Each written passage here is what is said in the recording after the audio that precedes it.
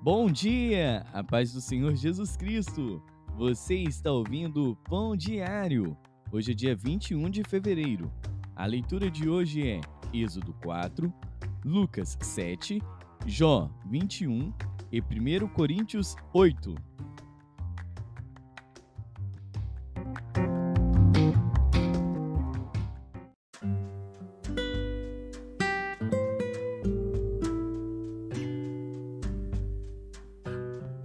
Êxodo.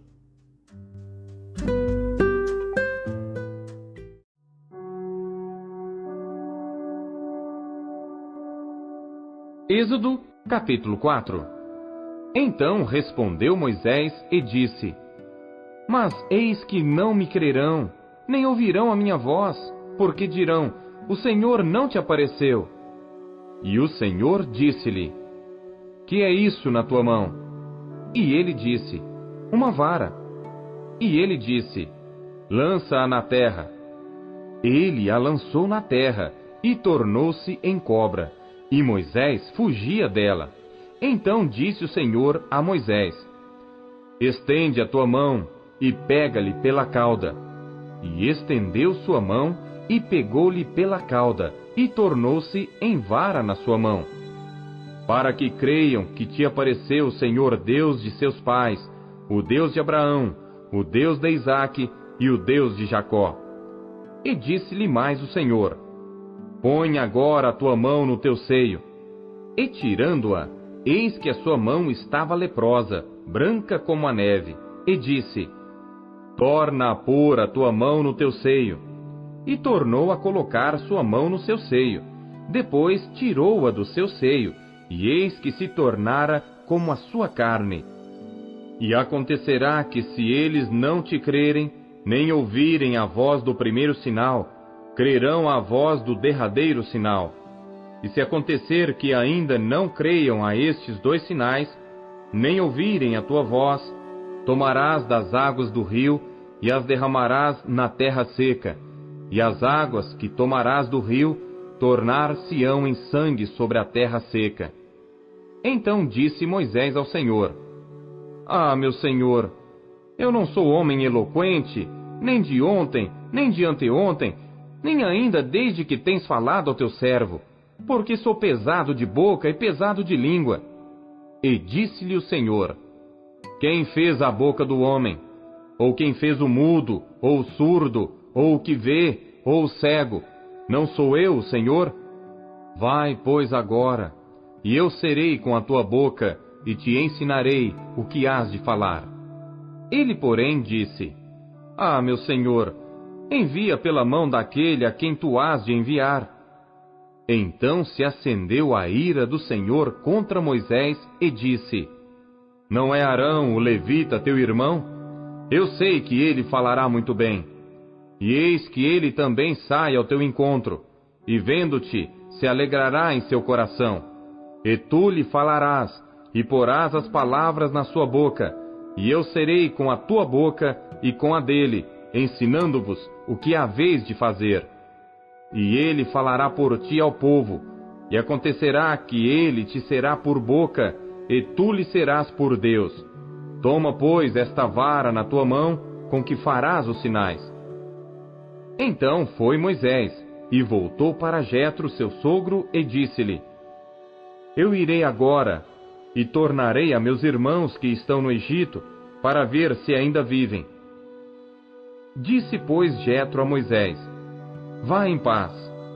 Disse também o Senhor a Moisés em Midian: Vai, volta para o Egito, porque todos os que buscavam a tua alma morreram. Tomou, pois, Moisés sua mulher e seus filhos, e os levou sobre um jumento, e tornou à terra do Egito. E Moisés tomou a vara de Deus na sua mão. E disse o Senhor a Moisés: Quando voltares ao Egito, atenta que faças diante de Faraó todas as maravilhas que tenho posto na tua mão. Mas eu lhe endurecerei o coração, para que não deixe ir o povo. Então dirás a Faraó: Assim diz o Senhor: Israel é meu filho, meu primogênito. E eu te tenho dito: deixa ir o meu filho, para que me sirva. Mas tu recusaste deixá-lo ir. Eis que eu matarei a teu filho, o teu primogênito. E aconteceu no caminho, numa estalagem, que o Senhor o encontrou e o quis matar.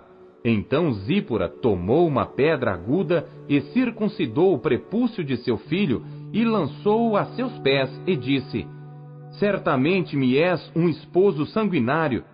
E desviou-se dele. Então ela disse esposo sanguinário por causa da circuncisão. Disse o Senhor a Arão: Vai ao deserto ao encontro de Moisés. E ele foi, e encontrou-o no monte de Deus, e beijou-o. E relatou Moisés a Arão todas as palavras do Senhor com que o enviara, e todos os sinais que lhe mandara. Então foram Moisés e Arão, e ajuntaram todos os anciãos dos filhos de Israel. E Arão falou todas as palavras que o Senhor falara a Moisés, e fez os sinais perante os olhos do povo. E o povo creu. E quando ouviram que o Senhor visitava aos filhos de Israel, e que via a sua aflição, inclinaram-se e adoraram.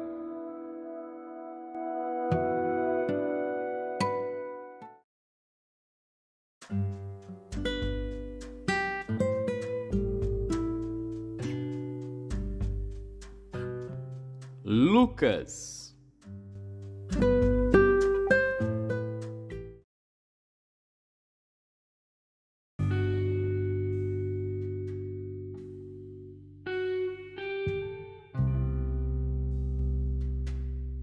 Capítulo 7. E depois de concluir todos estes discursos perante o povo, entrou em Cafarnaum, e o servo de um certo centurião, a quem muito estimava, estava doente e moribundo. E quando ouviu falar de Jesus, enviou-lhe uns anciãos dos judeus, rogando-lhe que viesse curar o seu servo. E chegando eles junto de Jesus, rogaram-lhe muito, dizendo: É digno de que lhe concedas isto, porque ama a nossa nação, e ele mesmo nos edificou a sinagoga. E foi Jesus com eles. Mas quando já estava perto da casa, enviou-lhe o centurião uns amigos, dizendo-lhe: Senhor, não te incomodes, porque não sou digno de que entres debaixo do meu telhado. E por isso, nem ainda me julguei digno de ir ter contigo. Dize, porém, uma palavra, e o meu criado sarará. Porque também eu sou homem sujeito à autoridade, e tenho soldados sob o meu poder, e digo a este: vai, e ele vai, e a outro: vem, e ele vem, e ao meu servo: faze isto, e ele o faz. E ouvindo isto, Jesus maravilhou-se dele, e voltando-se disse à multidão que o seguia: Digo-vos que nem ainda em Israel tenho achado tanta fé. E voltando para casa, os que foram enviados acharam são o servo enfermo. E aconteceu que no dia seguinte ele foi à cidade chamada Naim, e com ele iam muitos dos seus discípulos e uma grande multidão. E quando chegou perto da porta da cidade, eis que levavam um defunto, filho único de sua mãe, que era viúva. E com ela ia uma grande multidão da cidade. E vendo-a, o Senhor moveu-se de íntima compaixão por ela, e disse-lhe: Não chores. E chegando-se, tocou o esquife, e os que o levavam pararam. E disse: Jovem, a ti te digo, levanta-te. E o defunto assentou-se e começou a falar, e entregou-o à sua mãe. E de todos se apoderou o temor, e glorificavam a Deus, dizendo: Um grande profeta se levantou entre nós, e Deus visitou seu povo. E correu dele esta fama por toda a Judéia e por toda a terra circunvizinha. E os discípulos de João anunciaram-lhe todas estas coisas. E João, chamando 2 dos seus discípulos, enviou-os a Jesus, dizendo: És tu aquele que havia de vir, ou esperamos outro? E quando aqueles homens chegaram junto dele, disseram: João o Batista enviou-nos a perguntar-te: És tu aquele que havia de vir, ou esperamos outro? E na mesma hora curou muitos de enfermidades e males, e espíritos maus, e deu vista a muitos cegos. Respondendo então Jesus, disse-lhes: Ide e anunciai a João o que tendes visto e ouvido, que os cegos veem, os coxos andam, os leprosos são purificados, os surdos ouvem, os mortos ressuscitam, e aos pobres anuncia-se o Evangelho. E bem-aventurado é aquele que em mim se não escandalizar. E tendo-se retirado os mensageiros de João, começou a dizer à multidão acerca de João: Que saístes a ver no deserto? Uma cana abalada pelo vento? Mas que saístes a ver? Um homem trajado de vestes delicadas? Eis que os que andam com preciosas vestiduras e em delícias estão nos passos reais. Mas que saístes a ver? Um profeta? Sim, vos digo, e muito mais do que profeta. Este é aquele de quem está escrito: Eis que envio o meu anjo diante da tua face, o qual preparará diante de ti o teu caminho. E eu vos digo que entre os nascidos de mulheres não há maior profeta do que João o Batista. Mas o menor no reino de Deus é maior do que ele. E todo o povo que o ouviu e os publicanos, tendo sido batizados com o batismo de João, justificaram a Deus. Mas os fariseus e os doutores da lei rejeitaram o conselho de Deus contra si mesmos, não tendo sido batizados por ele. E disse o Senhor: A quem, pois, compararei os homens desta geração? E a quem são semelhantes?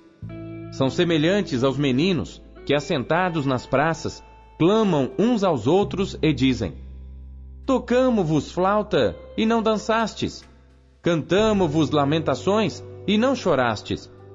Porque veio João o Batista, que não comia pão nem bebia vinho, e dizeis: Tem demônio.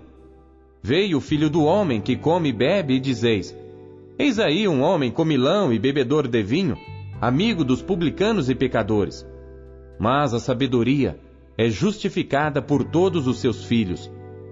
E rogou-lhe um dos fariseus que comesse com ele. E entrando em casa do fariseu, assentou-se à mesa. E eis que uma mulher da cidade, uma pecadora, sabendo que ele estava à mesa em casa do fariseu, levou um vaso de alabastro com unguento, e estando por detrás aos seus pés, chorando, começou a regar-lhe os pés com lágrimas, e enxugava-lhes com os cabelos da sua cabeça, e beijava-lhe os pés, e ungia-lhes com unguento. Quando isto viu o fariseu que o tinha convidado, falava consigo dizendo: Se este fora profeta, bem saberia quem e qual é a mulher que lhe tocou, pois é uma pecadora. E respondendo Jesus, disse-lhe: Simão, uma coisa tenho a dizer-te. E ele disse: Dize-a, mestre. Um certo credor tinha 2 devedores. Um devia-lhe 500 dinheiros e outro 50. E não tendo eles com que pagar, perdoou-lhes a ambos. Dize, pois, qual deles o amará mais? E Simão, respondendo, disse: Tenho para mim que é aquele a quem mais perdoou. E ele lhe disse: Julgaste bem. E voltando-se para a mulher, disse a Simão: Vês tu esta mulher? Entrei em tua casa, e não me deste água para os pés. Mas esta regou-me os pés com lágrimas, e mos enxugou com seus cabelos. Não me deste ósculo, mas esta, desde que entrou, não tem cessado de me beijar os pés. Não me ungiste a cabeça com óleo, mas esta ungiu-me os pés com unguento. Por isso te digo que os seus muitos pecados lhe são perdoados, porque muito amou. Mas aquele a quem pouco é perdoado, pouco ama. E disse-lhe a ela: Os teus pecados te são perdoados. E os que estavam à mesa começaram a dizer entre si: Quem é este que até perdoa pecados? E disse à mulher: A tua fé te salvou. Vai-te em paz.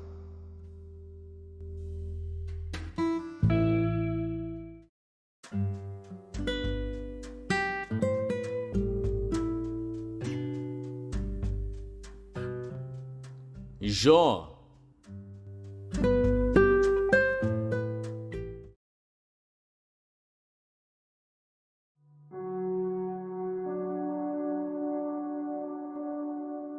Jó, capítulo 21. Respondeu, porém, Jó, dizendo: Ouvi atentamente as minhas razões, e isto vos sirva de consolação. Sofrei-me, e eu falarei, e havendo eu falado, zombai. Porventura, eu me queixo de algum homem? Porém, ainda que assim fosse, por que não se angustiaria o meu espírito? Olhai para mim e pasmai, e ponde a mão sobre a boca, porque quando me lembro disto, me perturbo, e a minha carne é sobressaltada de horror. Por que razão vivem os ímpios, envelhecem, e ainda se robustecem em poder? A sua descendência se estabelece com eles perante a sua face, e os seus renovos perante os seus olhos. As suas casas têm paz, sem temor, e a vara de Deus não está sobre eles. O seu touro gera, e não falha. Pare a sua vaca, e não aborta. Fazem sair as suas crianças como a um rebanho, e seus filhos andam saltando. Levantam a voz ao som do tamboril e da harpa, e alegram-se ao som do órgão. Na prosperidade gastam os seus dias, e num momento descem à sepultura. E todavia dizem a Deus: Retira-te de nós, porque não desejamos ter conhecimento dos teus caminhos. Quem é o Todo-Poderoso para que nós o servamos? E que nos aproveitará que lhe façamos orações? Vede, porém, que a prosperidade não está nas mãos deles. Esteja longe de mim o conselho dos ímpios. Quantas vezes sucede que se apaga a lâmpada dos ímpios e lhes sobrevém a sua destruição? E Deus, na sua ira, lhes reparte dores, porque são como a palha diante do vento, e como a pragana que arrebata o redemoinho. Deus guarda a sua violência para seus filhos, e dá-lhe o pago para que o conheça. Seus olhos verão a sua ruína, e ele beberá do furor do Todo-Poderoso. Por quê? Que prazer teria na sua casa, depois de morto, cortando-se-lhe o número dos seus meses? Porventura, a Deus se ensinaria ciência, a ele que julga os excelsos? Um morre na força da sua plenitude, estando inteiramente sossegado e tranquilo, com seus baldes cheios de leite e a medula dos seus ossos umedecida. E outro, ao contrário, morre na amargura do seu coração, não havendo provado do bem. Juntamente jazem no pó, e os vermes os cobrem. Eis que conheço bem os vossos pensamentos, e os maus intentos com que injustamente me fazeis violência. Porque direis: onde está a casa do príncipe, e onde a tenda em que moravam os ímpios? Porventura, não perguntastes aos que passam pelo caminho, e não conheceis os seus sinais, que o mal é preservado para o dia da destruição, e arrebatado no dia do furor? Quem acusará diante dele o seu caminho, e quem lhe dará o pago do que faz? Finalmente é levado à sepultura, e vigiam-lhe o túmulo. Os torrões do vale lhes são doces, e o seguirão todos os homens, e adiante dele foram inumeráveis. Como, pois, me consolais com vaidade? Pois nas vossas respostas ainda resta a transgressão.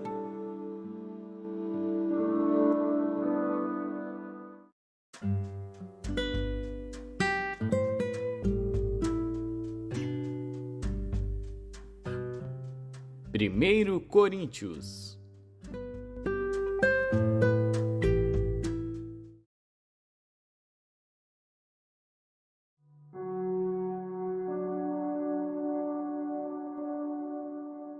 Capítulo 8. Ora, no tocante às coisas sacrificadas aos ídolos, sabemos que todos temos ciência. A ciência enche, mas o amor edifica. E se alguém cuida saber alguma coisa, ainda não sabe como convém saber. Mas se alguém ama a Deus, esse é conhecido dele. Assim que, quanto ao comer das coisas sacrificadas aos ídolos, sabemos que o ídolo nada é no mundo, e que não há outro Deus senão um só. Porque ainda que haja também alguns que se chamem deuses, quer no céu, quer na terra, como há muitos deuses e muitos senhores, todavia para nós há um só Deus, o Pai, de quem é tudo e para quem nós vivemos, e um só Senhor, Jesus Cristo, pelo qual são todas as coisas e nós por Ele. Mas nem em todos há conhecimento, porque alguns até agora comem no seu costume para com o ídolo coisas sacrificadas ao ídolo, e a sua consciência, sendo fraca, fica contaminada. Ora, a comida não nos faz agradáveis a Deus, porque se comemos, nada temos de mais, e se não comemos, nada nos falta. Mas vede que esta liberdade não seja de alguma maneira escândalo para os fracos, porque se alguém te vir a ti, que tem ciência, sentado à mesa no templo dos ídolos, não será a consciência do que é fraco induzida a comer das coisas sacrificadas aos ídolos? E pela tua ciência, perecerá o irmão fraco pelo qual Cristo morreu. Ora, pecando assim contra os irmãos e ferindo a sua fraca consciência, pecais contra Cristo. Por isso, se a comida escandalizar a meu irmão, nunca mais comerei carne, para que meu irmão não se escandalize.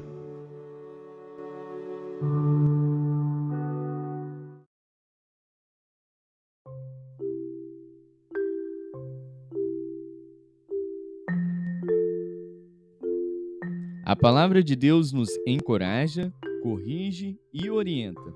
O que ela lhe trouxe hoje? Você acabou de ouvir Pão Diário.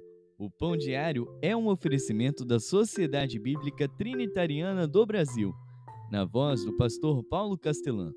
Compartilhe o Pão Diário com seus amigos. Até amanhã. Tchau, fique com Deus.